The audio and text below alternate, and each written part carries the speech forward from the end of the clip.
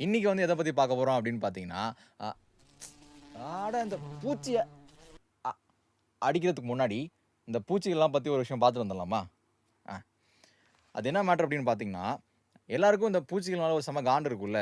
என்னடா அது எப்ப பார்த்தாலும் காதுல வந்து கொய்ய முய்யாங்குது, அப்புறம் எங்க போனாலும் கடிக்குது, இந்த வண்டு இதெல்லாம் பார்த்தாலே அலர்ஜியா இருக்குல்ல. வீட்ல தான் வண்டு வந்தாலே போட்டு விளக்கமாத்துல சாத்தி அனுப்பிச்சுருவோம் இல்லைங்களா? ஸோ இந்த மாரி பண்ணிட்டு இருக்கோம் இல்லையா?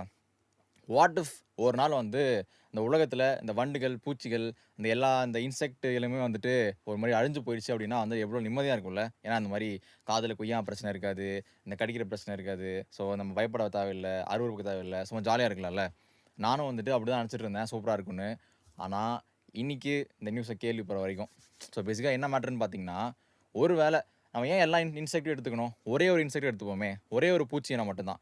இந்த ஒரே ஒரு பூச்சி இனம் வந்துட்டு இல்லாம போயிடுச்சு அப்டின்னா, உலகம் வந்துட்டு ஃபார் எக்ஸாம்பிள் இந்த ஒரே ஒரு பூச்சி இனம்